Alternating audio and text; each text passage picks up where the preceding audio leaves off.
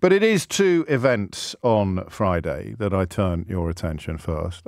Extraordinary events. I'll just remind you, because I heard a couple of callers on Nick's show suggesting that the tactics, for want of a better word, on display somehow speak to a commercial genius or some sort of deal-making nous on the part of Donald Trump, the man you really need to talk to if you want to cite the art of the deal as evidence of some sort of deep understanding of issues is a chap called Tony Schwartz, who actually wrote the book, The Art of the Deal. There's some doubt over whether or not Donald Trump has even read it, but he's been saying for years, this goes back almost 10 years, I feel a deep sense of remorse that I contributed to presenting Trump in a way that brought him wider attention and made him more appealing than he is. And he goes on to share all sorts of details about how thin-skinned and pathetic the man is in reality and how much effort is put into creating this exterior image of a great businessman. I've lost count. Has he been impeached? Is it more bankruptcies than felonies, or more felonies than bankruptcies?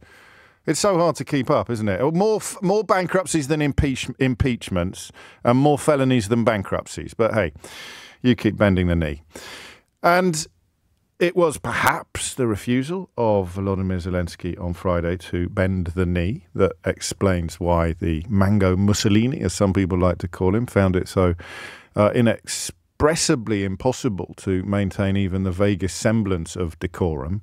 And then that journalist, Simon Marks, did us a solid on Friday, didn't he, when he told us about this new fella in the White House press corps who's been given a pass to the very front of the crowd, despite not really having any kind of pedigree or track record or particularly well-established audience. He's the partner of one of those truly strange Republican politicians, Marjorie Taylor Greene, who I think is the one who spoke about space lasers or something. I need to check, because sometimes you think you've imagined it, sometimes you think that a satirist has made it up, and sometimes you realise, no, that is Donald Trump's people. And that was the journalist that asked Volodymyr Zelenskyy about why he wasn't wearing a suit.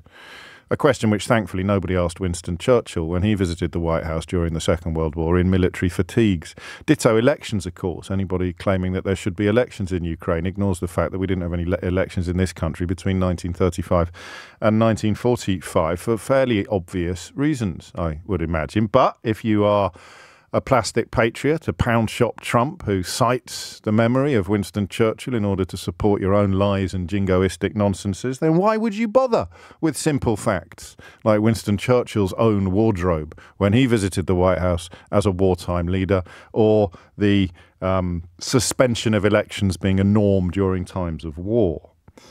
7 minutes after 10. Jewish space lasers. Yes, she did say it. Thank you. I love my inbox, my crowdsourced inbox. What happened? 0345 6060973. It's weird how quickly our latest chickens have come home to roost.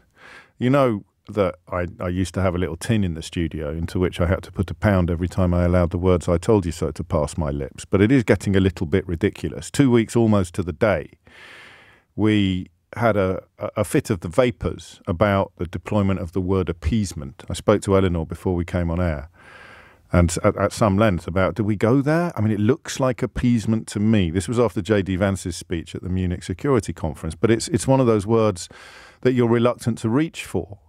It is one of the, I mean, even when they're doing Nazi salutes, some people are able to stand up and pretend that they're not actually doing Nazi salutes. I suppose that's a prerequisite of stepping onto the same stage shortly afterwards and lining your own nest. But we thought long and hard about using the word appeasement. And then we used it. And I think the second call that came into the programme that day said, "It's not appeasement, James." And I thought, no, here we go. I'm probably going to get torn a strip off, probably rightly. It's actually alignment. It's worse than appeasement. It's much worse than Neville Chamberlain rolling over for Adolf Hitler in Munich in 1938. This is alignment. This is as if he came back from that conference and announced that he was actually on the same side politically as Russia. And just in case you think I'm exaggerating, it has taken 2 weeks for the word alignment to come out of the mouth of the Kremlin. 2 weeks for a gob on a stick on British radio to be worried about using the word appeasement, to be schooled, as is often the case, by a caller who described and explained exactly why it's worse than appeasement, it's alignment. And then after that White House moment on Friday, Dmitry Peskov, Kremlin spokesman, told Russian state TV that the Trump administration is rapidly changing all foreign policy configurations which largely align with our vision. I'm not suggesting that listening to this program should be required, but my goodness me, it helps, doesn't it? At least to be less shocked by the turns that events then take. The actual Kremlin now describing US foreign policy as being aligned with or coinciding with, depending on what translation you prefer, with the interests of the Kremlin. That's it. I mean, there it is. But you keep pretending that things are otherwise. So we've also, the other thing I would point to as a little sort of quick nod towards, shouldn't be that surprised by what's occurred, is the difficulty and the danger of doing normal analysis. I said to you a few times last week that the tools you use to do normal political analysis have been broken. That the speed with which Trump lies, the speed with which he moves from one lie to the next, the inability of traditional media methods to pin him down.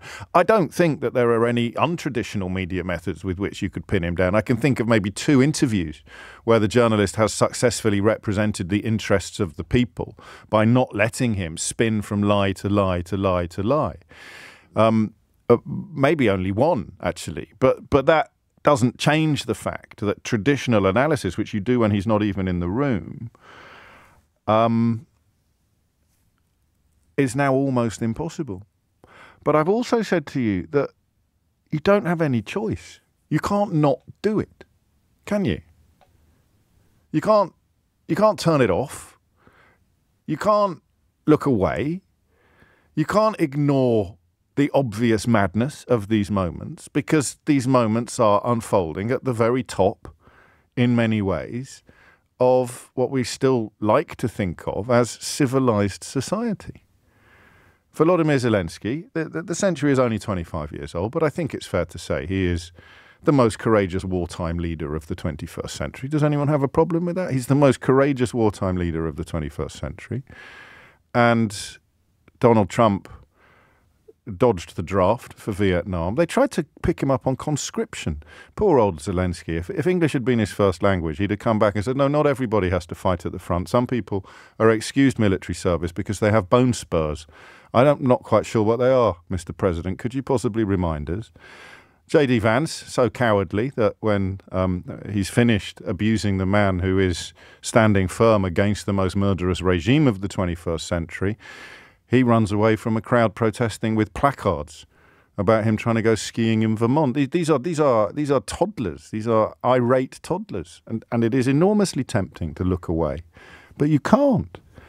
And I work with the same tools that the rest of the media works with, albeit I've got a little bit more clarity on what's really going on, as I hope I've demonstrated to you with coverage of, off the top of my head, austerity, Brexit, Boris Johnson, Liz Truss, Donald Trump, all of these issues that many people still seem to see as 2 sides of a well-established coin, when there are not really 2 sides except right and wrong, truth and lies. But I can only work. I don't have like a secret language of questions that I can ask you. What happened in the Oval Office on Friday? What do you think happened? And by that, I don't mean remind me what you saw.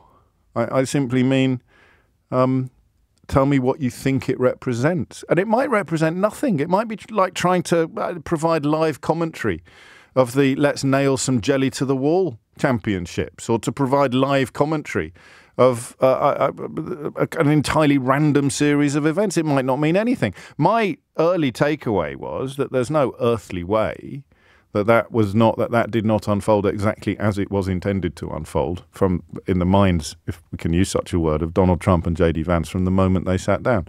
They were there to give Volodymyr Zelenskyy a punishment beating. I mentioned at the outset that Nigel Farage has done us a great service this morning by showing us exactly what a Vladimir Putin apologist, a Kremlin tool in the middle of the Western world, would sound like when trying to describe the events in that office. And it is to the Kremlin that you turn. It was like a love letter for Vladimir Putin. I said to you after Vance gave that speech in Munich that I couldn't find a single syllable, let alone a sentence in that entire speech that Vladimir Putin would be anything other than delighted with.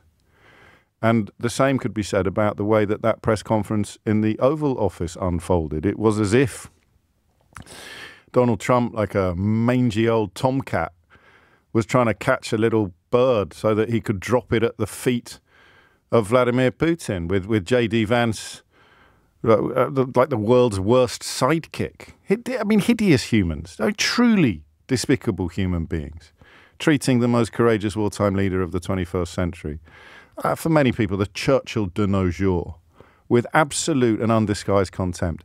And then the hypocrisy is almost unpickable, isn't it?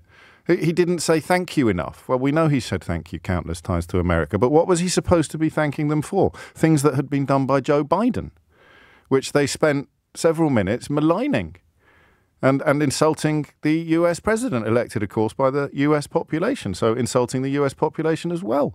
Donald Trump insulted the United States of America in terms in that office, and then whined about Volodymyr Zelenskyy not being grateful enough to him for the things that he spent much of that meeting maligning and misrepresenting, but whichever way you look at them, they were done by Joe Biden. So you see what I mean? Every thread I tug, the impossibility of applying traditional tools of analysis to what happened in that room, in that building on that day, fall apart. Oh, what did you think about the bit about saying thank you? Well, you can't ask that question because he has said thank you loads of times. And they were asking him to say thank you for things which they attacked, which they condemned. And they were asking him to say thank you to them for things that they didn't do. All right, they would ask him to say thank you to the American people, but they insulted the American people by describing the last president they elected in such hideous and personal terms. What was it designed to achieve? Answer, maybe nothing. Maybe it was just an explosion of pre-adolescent fury. We talked on Friday about the toddler going limp on the supermarket floor, and your job is to try and get him up again. Keir Starmer got him up again on Thursday. Sorry, another pound in the tin, Keith. When I said to you on Thursday that it could all have fallen apart by tea time on Friday, even I wasn't expecting it to fall apart quite so completely, or indeed quite so on schedule. Again, if you don't like being shocked by turns of events, you should probably be tuning in at 10 o'clock every morning. But there it is. You can't. What do you do? What was it designed to achieve? It was designed to allow the mother of all man-children to vent his pathetic spleen. The grievances that came out at the end, the audacity of Volodymyr Zelenskyy not going along with the grift in 2019 when Trump wanted to make US aid contingent upon Zelenskyy becoming a sort of propaganda tool of his presidential campaign, his re-election campaign. All right, and where does it leave us? Who the hell knows? All right, if you want anything that you can take to the bank, at this point in history, you cannot turn away from the White House. You cannot, with Five Eyes, with military deployments, with nuclear capabilities and defences, with NATO still, for now at least, up and running, you cannot just cut ties. You cannot slice the umbilical. Starmer knows that. Macron knows that. They all know that. Trump knows that. Put in place the ability to do it as a priority, yes. But what happened in the White House on Friday? 0345 6060973. Alan writes, Vance was asking Zelenskyy to thank Trump, not Biden. I know. To thank Trump for the things that Biden had done, which Trump had just insulted and maligned and misrepresented. And we're back to that place where there is truth and there is untruth. If you hold on to the truth, even if you are the only one, you will not go mad. But it's not much comfort being the only unmad person in a room full of mad people, is it? What do you do? How do you analyse something like that? It's like trying to analyse the cat herding championships. There's no rhyme or reason to any of it. And then that little voice, and I know that you're like me. I know you are. That little voice in the back of your head starts whispering, well, maybe there is some rhyme or reason. Not the two-dimensional, ignorant search for rhyme or reason. Oh, it's the art of the deal. He's transactional. And then no one's ever got anything to add after those comments. Understanding things takes more than a single glib sentence. Something else Nigel Farage demonstrated rather wonderfully on this station this morning. The hollowness and the shallowness of glib sound bites and single sentence nonsenses when you're confronted with matters of seriousness and substance. But maybe there is a little voice in the back of it. Maybe there is. Maybe there's a plan. Maybe he's up to something. It's like a baby smearing excrement all over the bedroom wall and mummy coming in and thinking he's an artist. Maybe he is. Maybe that's actually how Leonardo started. Maybe that's not just a ugly brown splodge. Maybe that's a tree or the face of God. Maybe. You can't help yourself. Maybe there's some rhyme or reason to it. And you have to come on the radio at 10 o'clock on Monday morning and acknowledge the possibility that you can answer the question about what happened in the White House on Friday. I'm going with tantrum. I'm going with orchestrated tantrum. I'm going with pathetic, Putin-pleasing, petulant, something else that begins with P, and then finally tantrum.